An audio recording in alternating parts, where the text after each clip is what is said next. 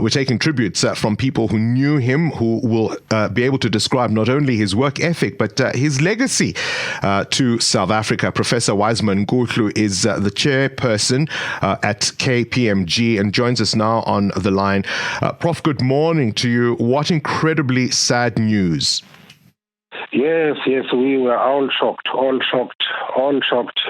We are very much great admirers of Kimi Makwetu. We recognize with great appreciation his role, in leading the Auditor General's office during this difficult time.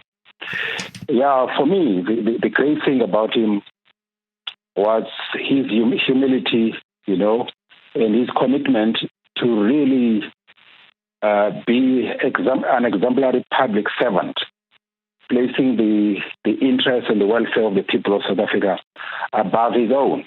The fact that he worked until the end of his contract, in the state of health, testifies to that he was in pain, but he felt that his pain was not going to stand on the way.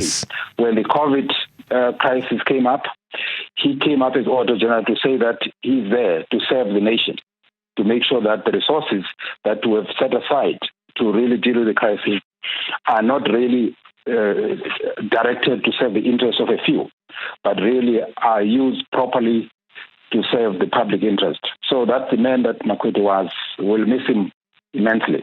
Thank you very much for your reflections there, Professor Wiseman Nkutlu. We've got also the CEO of the South African Institute of Chartered Accountants, SAICA, Freeman Nomvalo. Good morning to you, sir. Your reflections on Kimi Makwetu. Who was he to you? Good morning, Bongani, and good morning to your listeners.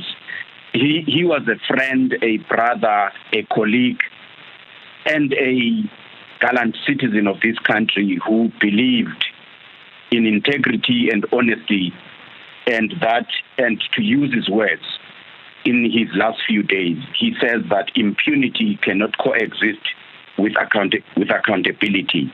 When he reflects on the increasing levels of wasteful, fruitless, unauthorized, and irregular expenditure, and he expressed his views very, very strongly when he said, those that encourage the incurrence of these expenditures and do nothing about it show disregard for the people of this country. His legacy is going to be one of accountability as far as, those who are meant to look after public resources is concerned, because, of course, he, advocated for the office of the Auditor General to be armed with teeth, to have a bit of a bite and not just a bark. Oh, yes, indeed. And we can understand the context in which that effort was. He makes the point that with his predecessor, Terence, around about 2009 to 2012, they embarked on a massive campaign to talk to councillors, to talk to ministers, to talk to the heads of departments about issues that were affecting those departments, and hoping in those efforts that their voice would carry weight and it would result in some change and improvement in fiscal governance. And as we know, the situation only got worse from that time. Oh, I think it's something that we all have to think about, because we've seen so many questions raised around the accounting profession, around the auditing industry, and he remains somebody who really was a lodestar for many professionals in your industry. Indeed. He is an example of the many members that we have in our profession that are honest, that have got integrity, that behave ethically. And he has advocated for that. Just now in September, I was with him in the launch of an initiative that they had started at the Office of the Auditor General.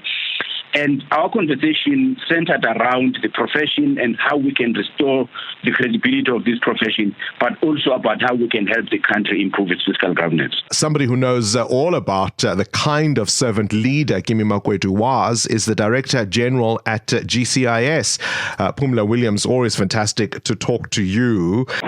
Thank you you very much, Bongani, and good morning. Let me start off by expressing my condolences to the Makwetu family and to the Auditor General's team, because I think what we're going to be celebrating the legacy of the Auditor General is what Kimi tried to do in that office. Yeah. Bongani, the Auditor General built a relationship that I hope we will keep going forward. It was that relationship that was not punitive, but it was a relationship that seeks to create a clean governance in departments. You know, if I recall, it is during Kimi Makwetu's time where they introduced what they called preliminary audits. And preliminary audits, Bongani, was meant to assist the accounting officer or a DG to say, these are the problem areas in your department, fix them. Because when we come to audit, we hope you would have fixed them. And if I recall, those are some of the things that helped the department to get those what was called clean audit.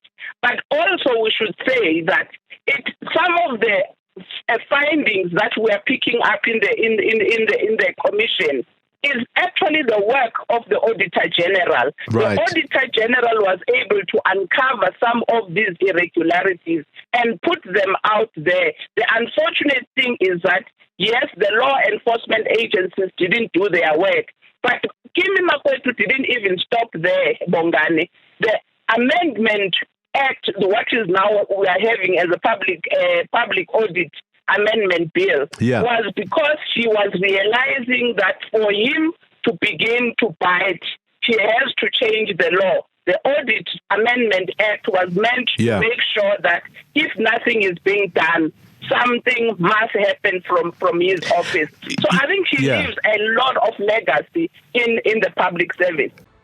Current events, developing stories, tough questions, your voice making a difference.